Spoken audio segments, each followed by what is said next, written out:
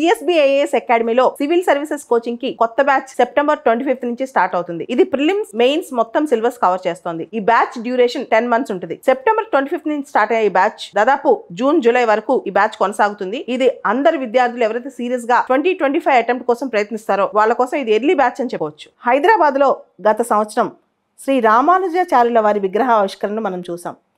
సమతామూర్తి statue of equality అని ఆయన పేరు పెట్టాం. ప్రపంచంలో భారతదేశంలో అందరూ దీన్ని కొనియాడారు. దేశంలో అయితే ముఖ్యమైన నేతలందరూ వచ్చి వెళ్ళారు హైదరాబాద్కి. సో దీని తర్వాత ఈ రోజున మనం మధ్యప్రదేశ్లో ఓంకారేశ్వర్లో ఆది శంకరాచార్యుల వారి విగ్రహావిష్కరణ 108 feet 108 అడుగుల విగ్రహావిష్కరణ ఈరోజు జరిగింది. మధ్యప్రదేశ్ సీఎం గారు దీన్ని ఆవిష్కరించారనమాట. ఈ ప్రాంతంలో ఓంకారేశ్వర్ ప్రాంతానికి ఆదిశంకరుల వారికి ఒక కనెక్షన్ ఉందన్నమాట. అదే ఆదిశంకరుల వారు యువకుడిగా సన్యాసిగా అప్పుడే మారినప్పుడు కొత్తల్లో అక్కడ ఆయన గురువుగారిని కలిశారనమాట. ఆయన గురువుగారే గోవింద్ భగవత్పాదుల వారు. ఆయన కలిసి ఆయన దగ్గర నుంచి జ్ఞానం నేర్చుకున్నారు, వేదాల సారాంశాన్ని నేర్చుకున్నారు. ఈ ప్రాంతానికి మధ్యప్రదేశ్లోని ఓంకారేశ్వర్ ప్రాంతానికి అంతటి విశిష్టత ఉంది అనమాట. ఆదిశంకరుల వారు యాక్చువల్గా 788 ADలో పుట్టారు. మనకి కేరళలో కాలడి అనే ప్రాంతంలో పుట్టారనమాట ఆయన. కానీ కేరళ నుంచి ఆయన దేశం మొత్తం తిరగటం చేశారు. బాల్యంలోనే అన్ని వేదాలు సారాంశం అంతా నేర్చుకున్న తర్వాత ఆయన సన్యాసం పుచ్చుకుని యువకుడిగా ఉన్నప్పుడే దేశం మొత్తం అద్వైత ఫిలాసఫీని చెప్తూ తిరిగారనమాట. ఆయన దానికి మొత్తం ఆయన స్టాట్యూ ఆఫ్ వన్నెస్, ఏకాత్మతాకి ప్రతిమ అని చెప్పి పేరు పెట్టారనమాట. సో స్టాట్యూ ఆఫ్ వన్నెస్, అందరూ ఒకటే, అంటే జీవుడు పరమాత్ముడు ఇద్దరు ఒకటే, అద్వైతం. జీవుడు పరమాత్ముడు వేరు కాదు, పరమాత్ముడే అందరినీ సృష్టించాడు కాబట్టి ఈ సృష్టికి కారణం ఆయనే కాబట్టి అందరూ ఆయన కిందకే వస్తారు అని అద్వైత ఫిలాసఫీని పెట్టారు. మనకు తెలుసు శంకరాచార్య, రామానుజాచార్య, మాధవాచార్య. శంకరాచార్య అద్వైత, మాధవాచార్య ద్వైత, రామానుజాచార్యుల వారు విశిష్టాద్వైత. సో ఈ 3 ఫిలాసఫీస్ అనేవి మనకి చాలా ఇంపార్టెంట్ అనమాట.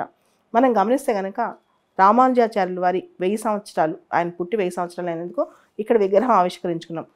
ఆయన 11th centuryలో ఉన్నారు. ఆది శంకరాచార్యుల వారు 8th century అనమాట. 8th century హిందూ ఫిలాసఫర్ అని చెప్పొచ్చు. ఓంకారేశ్వర్ దగ్గర కూడా ఆయన విజిట్ చేశారంట. కేరళలో పుట్టినప్పటికీ అక్కడ విజిట్ చేశారు. ఈ ఓంకారేశ్వర్ అనే ప్రాంతం నర్మదా నదికి చాలా దగ్గరగా ఉందన్నమాట. ముఖ్యంగా స్పిరిచువల్ ఫిలాసఫీ, ఆయన యొక్క డివైనిటీ ఫీలింగ్ అని స్పిరిచువల్ ఫిలాసఫీకి మనం పెద్దపేట వేస్తాము. ఆచార్యత్వం మూర్తి వివరించిన ఆది గురువు శంకరాచార్యుల వారు వైశాఖ శుద్ధ పంచమి రోజున జన్మించారనమాట. ఆయన అజ్ఞానులు, అర్ధజ్ఞానులు, జ్ఞానులు అందరికీ సరిపడా జ్ఞానాన్ని బోధించారు. అంటే ఎవరి స్థాయిని బట్టి వాళ్ళకి జ్ఞానాన్ని బోధించారు. అందుకే ఆయన్ని జగద్గురువు అంటారు. అంటే అన్ని స్టాండర్డ్స్ ఉన్న వాళ్ళకి, అన్ని రకాల మైండ్ సెట్స్ ఉన్న వాళ్ళకి, వాళ్ళు అర్ధజ్ఞానులు కావచ్చు, అజ్ఞానులు కావచ్చు, జ్ఞానులు కావచ్చు, అందరికీ అర్థమయ్యేలాగా ఫిలాసఫీ బోధించారనమాట. కనుక ఆయన్ను జగద్గురువు అని పిలుస్తారు. ఆయన జన్మస్థలం కేరళలోని కాలడి అనే ప్రాంతం. ఆయన అద్వైత జ్ఞాన సాధన అనేది చాలామందికి అవసరం, జ్ఞానులందరికీ అద్వైతం అనేది అవసరం అని చెప్పి దాన్ని ప్రబోధిస్తూ దేశమంతటా తిరిగారు. బాల్యంలోనే ఆదిశంకరాచార్యుల వారు వేద శాస్త్రాలన్నింటినీ అధ్యయనం చేసి చిన్న వయసులోనే ఆయన సన్యాసం స్వీకరించారనమాట. ఆయన భగవద్గీత, బ్రహ్మసూత్రాలు, ఉపనిషత్తులు, అత్యంత ప్రామాణికమైన భాష్యాలు, వాటికి సంబంధించిన కామెంటరీస్ రాశారు. చాలా గొప్ప గొప్ప పుస్తకాలకి ఆయన కామెంటరీస్ రాశారనమాట. ఆయన వైదిక మతాల్లో ఉన్న చిన్న చిన్న లోపాలు ఏవైతే ఉన్నాయో అవి సవరించి షణ్మత స్థాపన చేయగలిగారు. మతాలన్నింటినీ ఆయన ఆకలింపు చేసుకుని అద్వైత సిద్ధాంతం లోకానికి ఎంతో అవసరం అని చెప్పి ఆయన అనుకున్నారనమాట. దైవత్వం అంటే దేవుడు ఎక్కడో లేడు, మనుషుల్లోనే ఉన్నాడు, జీవుడు దేవుడు వేరువేరు కాదు, ఒక్కరే అని అద్వైత చెప్పారు. అద్వైతం అంటే డ్యుయాలిటీ లేదు, మోనిజంని ప్రమోట్ చేశారనమాట. ఆయన చెప్పారు, మనం మాయలో పడి ఈ ప్రాపంచిక మాయలో పడి భక్తి జ్ఞానం వీటన్నిటిని వదిలేసాము, కాబట్టి అందరికీ కావాల్సింది భక్తి జ్ఞానం అని చెప్పి చెప్పడం జరిగింది. మనకి ముక్తి రావాలంటే, ఈ జన్మల పరంపరలోంచి బయటపడాలంటే మనం అద్వైత జ్ఞానం నేర్చుకోవాలని చెప్పి ఆయన ప్రబోధించారు. కలియుగంలో నామస్మరణ కన్నా ముక్తి పొందేందుకు వేరే మార్గం లేదు. సో భక్తి జ్ఞాన ధ్యాన యోగాలతో కాలం గడిపేవాడే ముక్తి పొందుతాడు అని చెప్పడం జరిగిందనమాట. పవిత్రత, మనోనిగ్రహం అనేది అద్వైత స్థాపనకి, అద్వైత నేర్చుకోవడానికి సోపానాలు, దగ్గర దారులు అని చెప్పారు.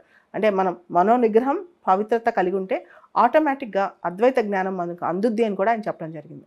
ఆయన దేశమంతటా తిరిగి 4 మానిస్ట్రీస్ మఠాలను స్థాపించారు.